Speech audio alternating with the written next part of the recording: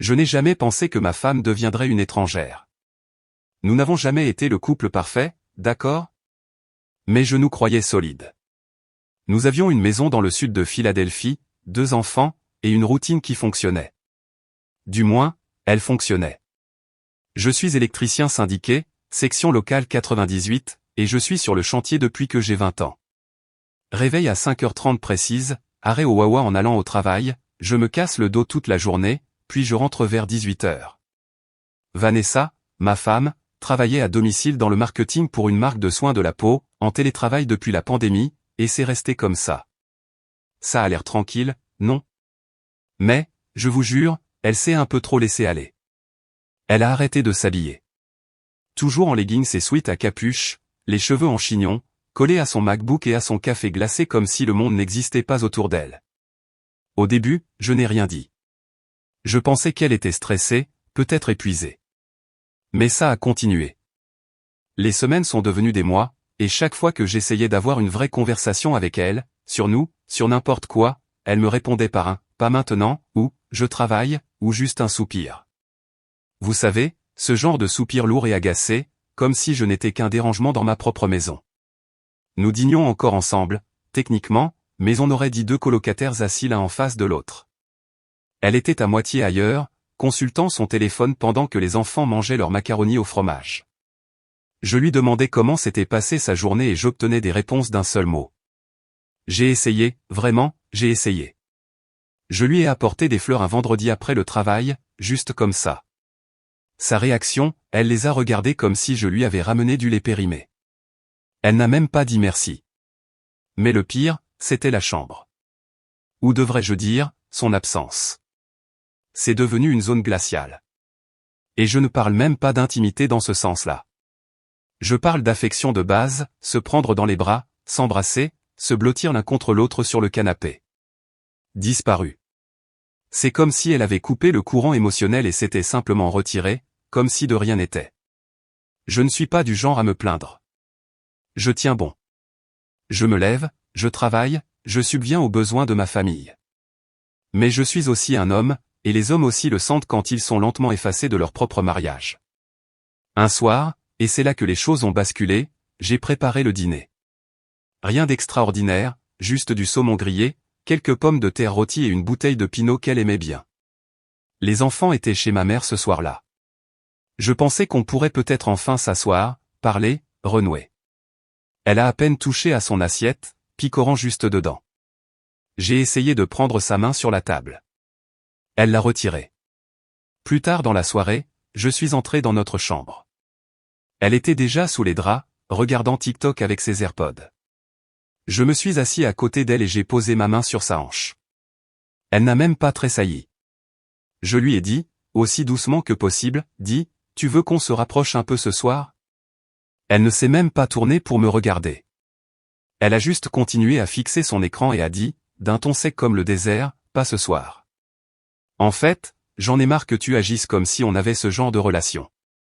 Cette phrase m'a frappé plus fort que n'importe quel coup de poing que j'ai jamais reçu. Ce n'était même pas ce qu'elle a dit. C'était la façon dont elle l'a dit. Comme si elle en avait assez de faire semblant, comme si elle ne me voyait que comme un corps chaud dans sa maison, qui payait les factures et maintenait les lumières allumées. Je n'ai pas discuté. Je suis juste resté assis en silence pendant peut-être 5 minutes entières. Vous savez, ce genre de silence où vos oreilles se mettent à bourdonner? C'était moi. Je me suis levé, je suis allé à la cuisine, je me suis servi un verre et j'ai fixé le mur. Je n'ai pas dormi cette nuit-là. Je suis juste resté allongé, les yeux grands ouverts, à l'entendre respirer à côté de moi pendant que je sentais ma poitrine s'effondrer. C'est là que les choses commencent à changer. Vanessa a une sœur plus jeune, Camilla. Divorcée, la trentaine, elle vit à une vingtaine de minutes, à Fishtown. Elle s'est toujours bien entendue avec moi. Honnêtement, c'est elle qui donnait des conseils à Vanessa quand on sortait ensemble. Elle disait que j'étais un type d'homme rare. Nous n'étions pas intimes, mais on s'écrivait parfois au sujet des enfants ou des fêtes d'anniversaire. Rien de louche, rien de déplacé, même de loin. Mais le soir après ce rejet dans la chambre, je suppose que je devais avoir l'air différent. Camilla m'a envoyé un message vers 21h30, « Hey, je sais que ce ne sont pas mes affaires, mais est-ce que ça va ? Je n'ai pas dit grand-chose. Juste un truc du genre, j'ai connu des jours meilleurs.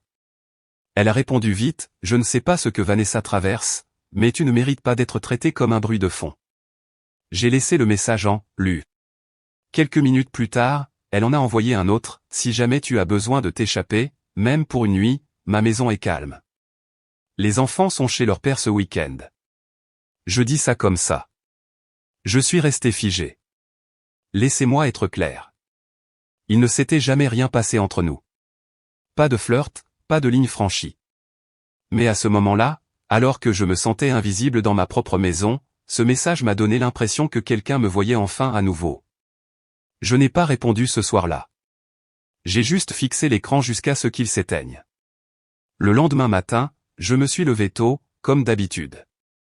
J'ai pris une douche plus longue. Je n'ai pas adressé un mot à Vanessa. Elle n'a pas remarqué, ou si c'est le cas, elle s'en fichait. J'ai déposé les enfants à l'école, pris un café au Wawa, suis resté assis dans ma camionnette pendant 20 minutes avant d'aller au travail, juste à réfléchir.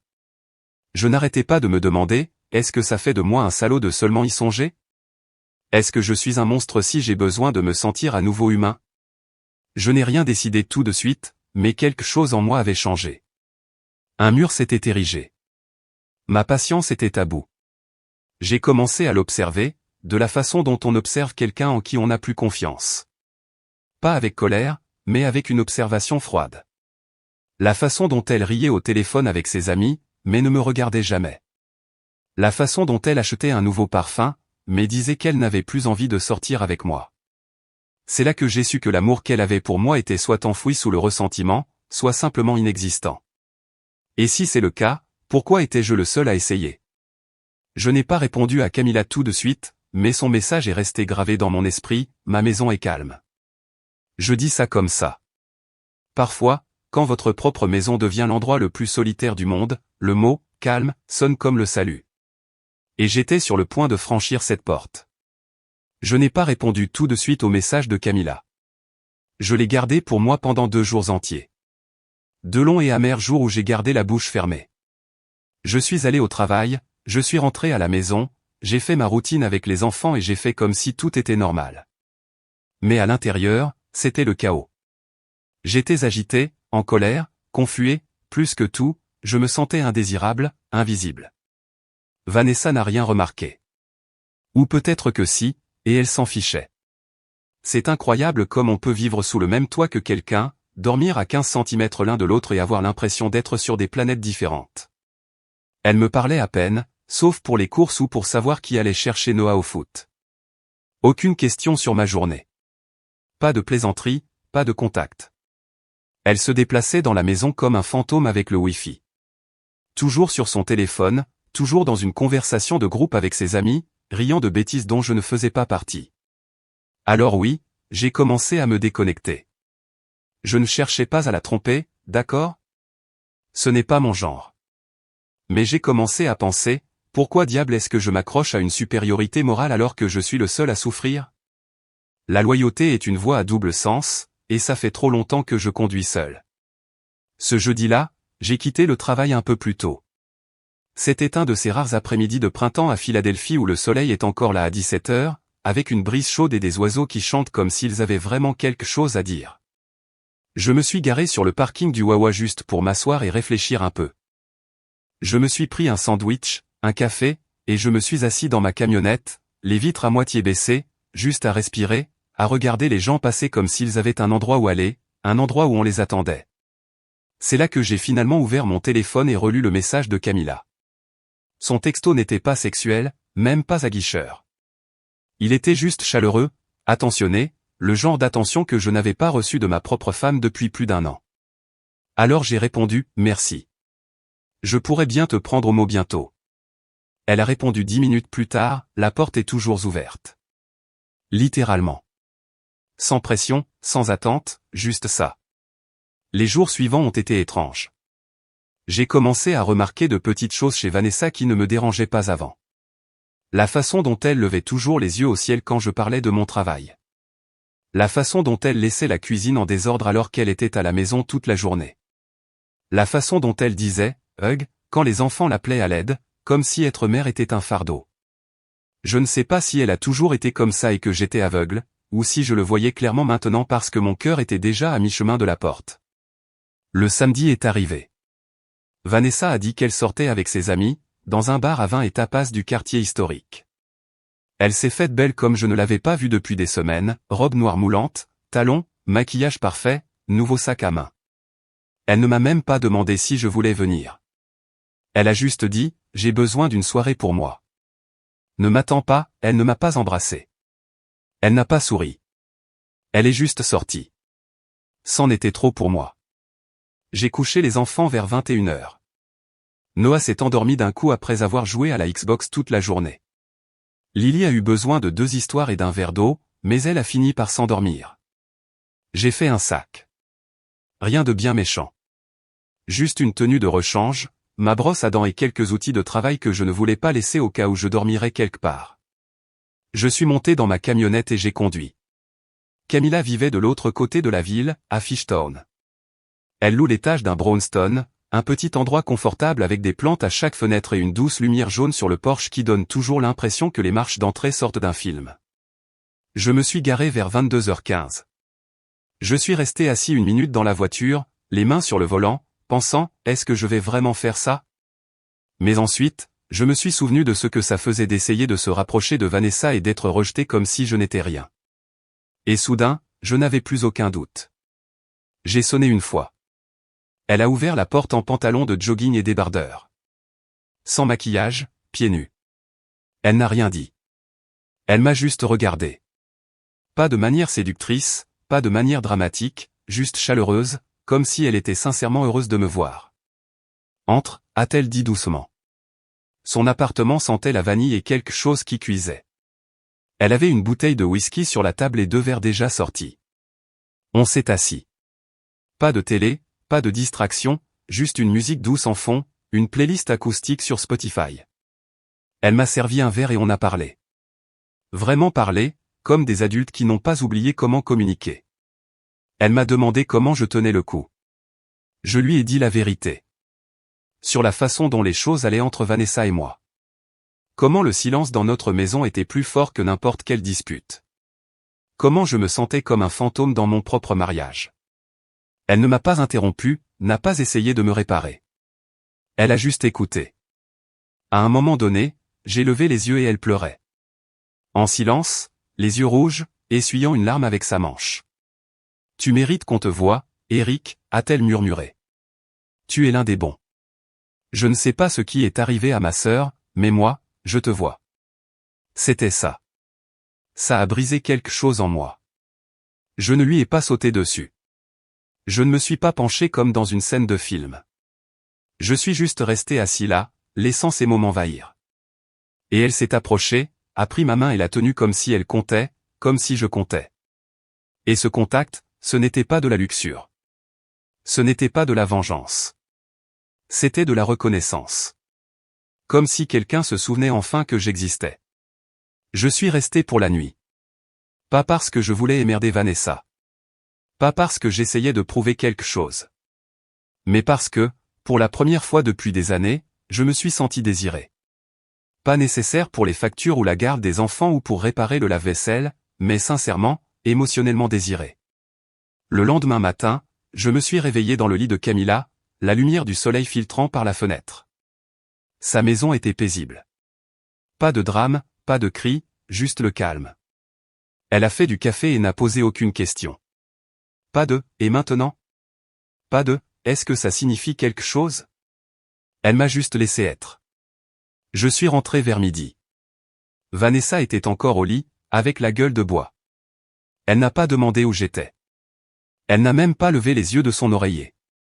Ça m'a dit tout ce que j'avais besoin de savoir. La culpabilité que je pensais ressentir n'était pas là. Parce que ce n'était pas de la trahison. C'était un sauvetage.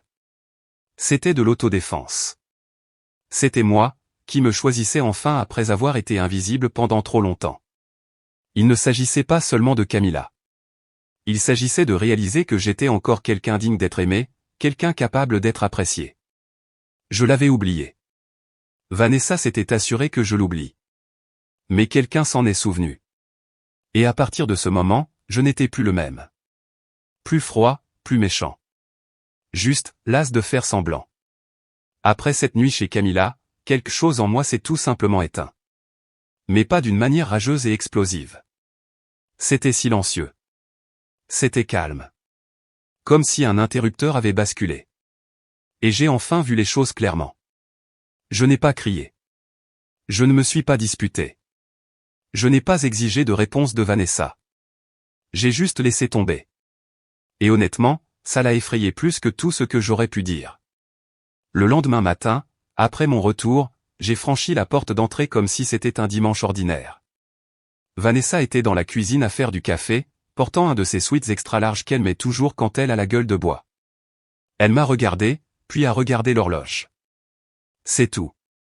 Pas de « Où étais-tu » Pas de « Pourquoi n'es-tu pas rentré » Juste ce silence glacial qu'elle me servait depuis des mois. Et pour une fois, je le lui ai rendu. Je suis monté, j'ai pris une douche, je me suis changé et je suis allé chez Home Depot acheter des trucs pour le garage que je voulais organiser. Je ne lui ai même pas dit. Elle n'a pas demandé.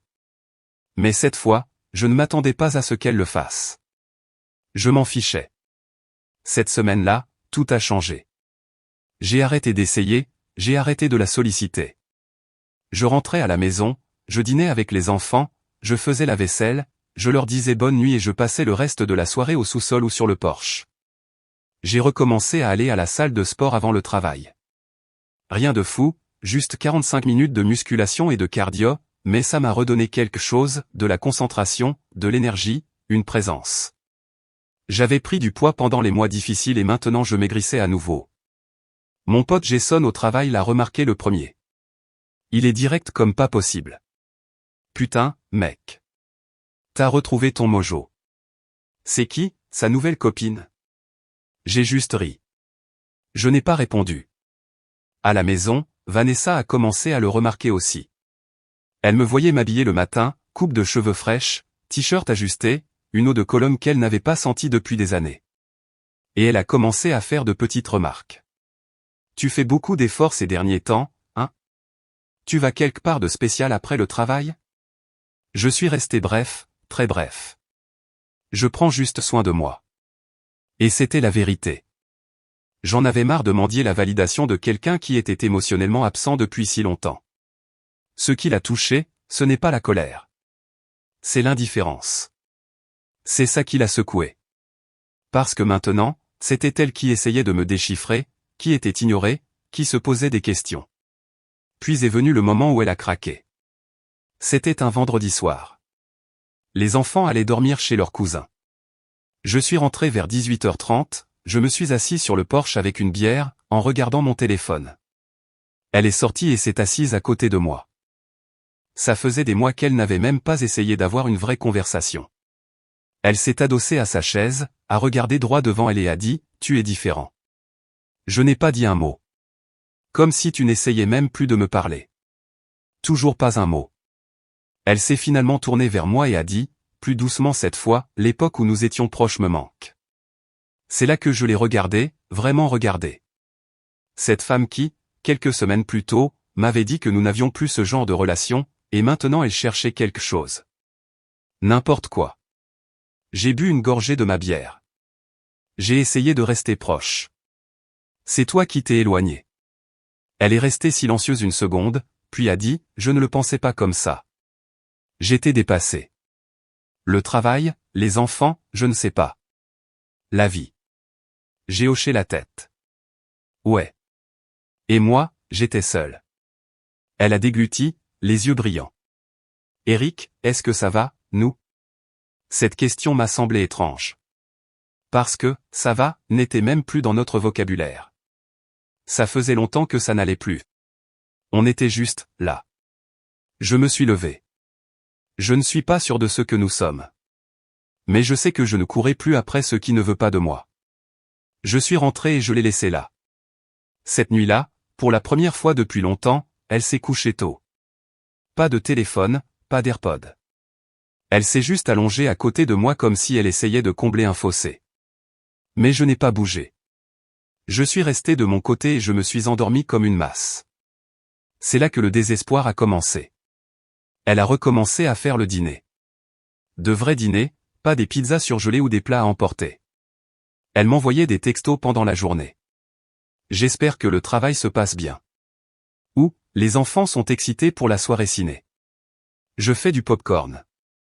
Elle a même essayé d'initier l'intimité un soir, se rapprochant de moi pendant qu'on regardait une émission. J'ai doucement repoussé sa main et j'ai dit, tu ne peux pas appuyer sur pause et play quand ça te chante. Elle avait l'air anéantie, mais je ne me suis pas senti mal. J'avais mendié une connexion pendant des mois et n'avais rien obtenu. Maintenant que j'arrêtais de mendier, elle la voulait à nouveau. Non. J'en avais fini d'être son plan B émotionnel. Camilla, elle ne m'a jamais mis la pression. Elle n'a jamais reparlé de cette nuit-là. Elle n'a jamais laissé entendre qu'elle voulait plus. Elle prenait juste de mes nouvelles de temps en temps, me disait de rester moi-même, me rappelait que je valais quelque chose. Cette femme avait plus de grâce dans un texto que Vanessa ne m'en avait montré en un an. Quelle ironie. Camilla n'a jamais essayé de me voler. C'est Vanessa qui m'a offert à elle. Le jour où tout a vraiment explosé, c'était environ 2 semaines plus tard. On était assis à table pour le dîner. Les enfants riaient d'une bêtise sur YouTube et Vanessa a essayé d'aborder le sujet d'une retraite pour couple qu'elle avait vue en ligne. Il y a un endroit dans les Poconos, a-t-elle dit en forçant un sourire. Jacuzzi, sentier de randonnée, thérapie de couple, je me disais qu'on pourrait peut-être. Je l'ai interrompu. Je ne vais pas faire semblant que c'est réparable juste parce que tu te sens mal à l'aise maintenant. Elle s'est figée. Noah avait l'air confus. Lily a fixé son assiette. On pourra en reparler plus tard, a-t-elle marmonné. Je me suis levé, j'ai amené mon assiette à l'évier et je suis sorti. Elle m'a suivi au sous-sol cette nuit-là. S'il te plaît, ne fais pas ça, dit-elle, la voix tremblante. Je sais que je t'ai repoussé, mais j'ai essayé d'arranger les choses. Je me suis tourné vers elle, calmement. Vanessa, tu as cessé de m'aimer il y a longtemps. Je l'ai juste enfin accepté. Je ne suis plus en colère. Je suis juste lasse. Les larmes coulaient sur son visage. Tu as couché avec quelqu'un d'autre? Je n'ai pas répondu. Sa voix s'est brisée. C'était Camilla. Toujours pas un mot. Le silence a tout dit. Elle s'est effondrée sur le canapé, sanglotant dans ses mains. Et je suis resté là, ne ressentant rien d'autre que la paix. Pour la première fois depuis une éternité, je ne me sentais pas faible. Je ne me sentais pas pathétique. Je me sentais comme un homme qui avait traversé l'enfer et en était ressorti plus fort. Dans les semaines qui ont suivi, Vanessa a essayé d'être tout ce que je suppliais qu'elle soit. Elle cuisinait, nettoyait, se faisait belle, laissait de petits mots sur le miroir de la salle de bain. Mais c'était trop tard. Cette version de moi, le gars qui vivait de miettes d'affection, était partie. Je n'ai pas demandé le divorce tout de suite. Je ne me suis précipité dans rien. Je me suis concentré sur moi-même, sur mes enfants, sur mon travail, sur ma guérison.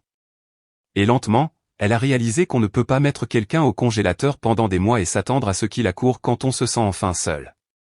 Camilla, on se parle toujours. On y va doucement, avec respect. Elle sait que j'ai mon bagage. Elle a le sien. Mais elle me fait me sentir vu. Quant à Vanessa, elle m'a perdu non pas à cause d'une nuit, mais à cause des 100 jours silencieux qui l'ont précédée. Et maintenant, c'est elle qui regarde la porte, attendant que je rentre avec mon cœur dans les mains. Mais cet homme-là n'habite plus ici.